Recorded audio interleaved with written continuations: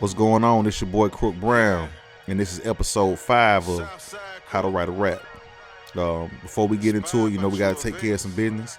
If you think this content is valuable, entertaining, educational, whatever the case may be, please subscribe, hit that bell notification so you can be notified every time I drop something new. Go check out my project, Inspired by True Events. Run the numbers up on every song that you hear me talk about. As a matter of fact, the song that's in the background today is the title track, Inspired by True Events, produced by the homie Sam Tracks. There's a video for Inspired by True Events on my YouTube feed. I'm going to put both of those in. Put the album and my video link in the comments. Not the comments, but the description. I got you. I was listening to or catching some clips from the Joe Budden podcast, and I seen Adam 22 on there, and he was talking about, his role in promoting the violence that's in drill music. And it got me to thinking. I was talking to my dog today. We both been to the feds. I think my problem with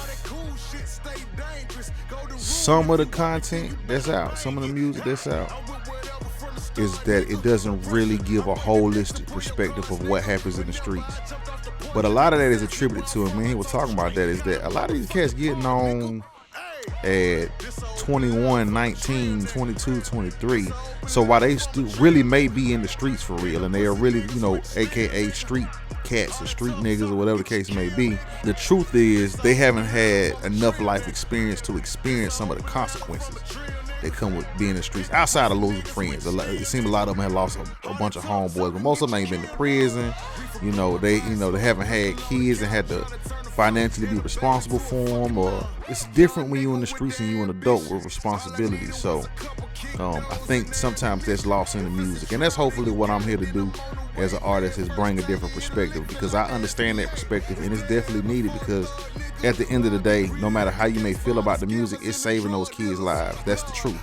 You got kids, some of them do die, some of them do get in beefs and stuff like that, but a vast majority of them is saving their life.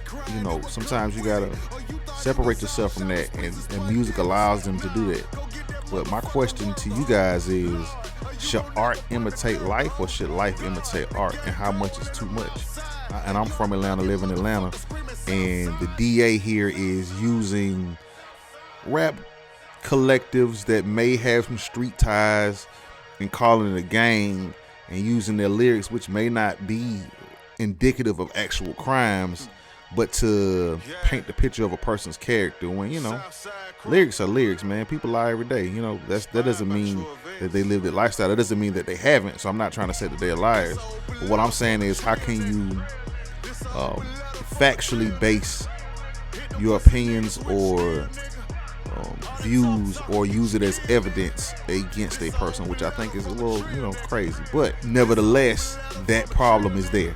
So since that problem is there, how do you attack it? And my opinion is that, let me say this, it is okay to be vulnerable in your music if you come from a certain lifestyle, where you can talk about the way things make you feel, how certain circumstances make you react.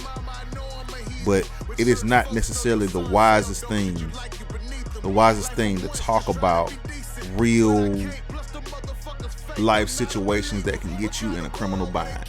I'm not here to glorify it. I'm not saying it's necessarily right or wrong or whatever the case may be, because I understand people come from different circumstances. But I think it would be irresponsible of me to say, oh, you should just do this. Nah, you should definitely talk in code. You should definitely omit certain details. You should definitely keep certain conversations just away from the microphone to even bring up suspicion. And I understand, as an artist, sometimes you want to be as truthful as possible, and sometimes that's just not reality, especially when you come from a certain lifestyle. Even if you don't come from that lifestyle, what you may be talking about may be exposing somebody else, or may be somebody else's business too. And you got to be careful about what you say. You have a responsibility as an artist to protect the people around you. Also be honest as much as you possibly can, but also to ensure that the people around you don't get hurt by your artistry. I try to approach this like, okay, who is this gonna hurt?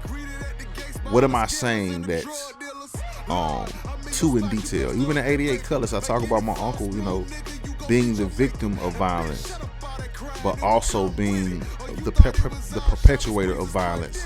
I didn't get into details of what happened, because it's a very personal family secret.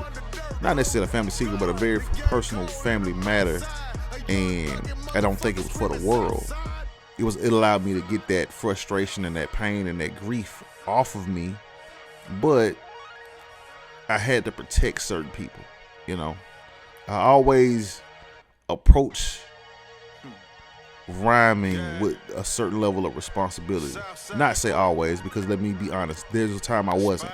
When I was just head first in the streets and everything was, I'm gonna do this, I'm gonna do that, I'm out here doing this. I wasn't still being detailed, but the energy I was putting out was not the energy that's representative of me now. I encourage artists, be honest. Absolutely be honest. Get your shit off, man. Talk your shit now, because if you really did it, you really did it. Can't nobody take that from you. That is experience. It's not being braggadocious, it's being experienced, but there's a fine line. You got to make sure that you're not glorifying something and just enlightening people on something, right? But you can glorify it, that's your business. I'm just saying, for me personally, it doesn't seem responsible to glorify something that is dangerous and destructive. It does seem responsible to enlighten you about the consequences, the good, the bad, and the ugly, so you can make an informed decision if that's a lifestyle you choose to live. All in all, what I would say is that artists, be honest, but be careful. What you say will and can be used against you in a court of law currently. Until that changes, be careful about what you say, about what you put into the world, or what kind of energy you put out, because the fact of the matter is, a lot of these kids dying because they're oversharing, and it makes people feel some kind of way, whether that's law enforcement or the AKA ops, people you have problems with. So I would say, be careful, be understanding, be cognizant of what you're saying, and move with integrity, and you should be fine. That's my spiel for today. This is How to Write a Rap, episode 5. I'm out.